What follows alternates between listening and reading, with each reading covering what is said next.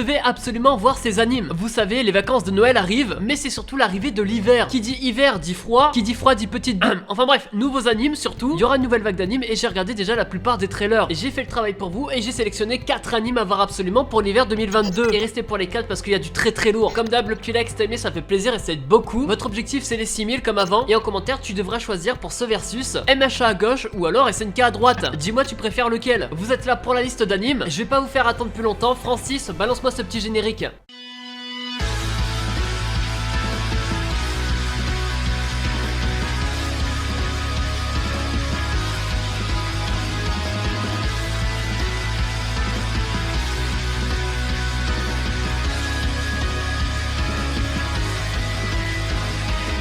On commence avec quelque chose d'original. Sono Biscuit Doll, ou en anglais Sexy Cosplay Doll, ou en français est-ce que tu peux t'abonner s'il te plaît parce que là j'ai besoin d'un... Bref, c'est un anime qui va nous parler d'un mec qui s'appelle Gojo. Et c'est pas du tout le mec de Jujutsu. Lui c'est un lycéen qui est plutôt tout seul dans son coin, parce que lui justement son rêve c'est de fabriquer des poupées traditionnelles et il est obligé de s'en cacher un peu. Mais c'est surtout à cause des a priori parce que les gens disent que c'est pas très viril tout ça. Donc il fait ça dans son coin tranquillement jusqu'à la rencontre de Marine. Elle l'a vu utiliser une machine à coudre et son rêve à elle c'est de faire du cosplay. Le rapport est vite fait, elle va l'accoster et elle va lui demander s'il veut pas collaborer avec elle. C'est sûrement la romance slice of life de la saison. Et c'est pour ça que je vous en parle. Au niveau du trailer, le premier truc qu'on voit c'est l'animation qui est quand même giga clean. De toute façon vous l'avez à l'écran donc vous savez de quoi je parle. Mais c'est pas le seul truc qu'on voit. Si tu zoomes un peu plus tu peux voir quand même quelques détails. Mais si on prenait le temps de zoomer à fond, mais genre vraiment à fond, bah y a rien de plus et ça fait plaisir. Plus sérieusement j'ai peur du ecchi. Il y en a dedans, c'est dans les genres de l'anime. Le truc c'est que c'est une romance entre un mec et une meuf. En plus c'est du cosplay. Il faut pas être un expert pour comprendre que bah il y aura forcément du ecchi. Mais moi j'espère pas qu'il y en aura un peu trop. On se connaît, ça a gâché quand même certains animes. N'en déplaise à la racaille qui le regarde avec du sopalin. Hormis ça, comme j'ai dit, c'est un anime qui s'annonce original, qui sortira le 8 janvier. Il touche pour genre comédie, ecchi, romance, cool life, slice of life et pour thème adolescence, cosplay, couture et otaku. Il sera déconseillé au moins de 12 ans avec nudité modérée, donc ça va. Le prochain qu'on va parler, on change totalement de genre. Si t'aimes les animes action psychologique, il est fait pour toi. On va s'attaquer à Koroshiai. C'est un anime d'enquête et justement on va suivre une enquêtrice, plus précisément une chasseuse de primes. Et l'intrigue est très simple. En gros elle va faire la rencontre d'un mec qui s'appelle Ryang. C'est un criminel, il est recherché, sauf qu'elle va pas réussir à le capturer. Elle va même se faire défoncer, je dirais même pulvériser. Je dirais même à un moment il aurait pu prendre ses yeux là comme ça, il est non, un peu bizarre là. Et c'est là que commencera un jeu organisé par le criminel, c'est le jeu du chat et de la souris. Il y aura plusieurs participants dont la personnage principale qui arrivera à le capturer. Très bonne question et c'est le but de cet anime. J'avoue qu'en regardant les trailers, bah ça nous attire pas tant que ça. Déjà parce qu'on comprend pas grand chose et même en lisant le synopsis tu te rends compte bah que le trailer nous raconte pas grand chose non plus. Donc en gros il sert à rien. On va juste voir la rencontre entre la fille et le criminel et ça va nous aiguiller quand même pour quelque chose. Oui, il y aura sûrement de la romance et je pense que ça va faire partie de l'intrigue principale où la fille va s'attacher au criminel parce qu'elle va lui courir après alors que ça va à l'encontre de ce qu'elle fait. Et je dis pas ça parce que le titre de l'anime en anglais c'est Love of Kill. Non,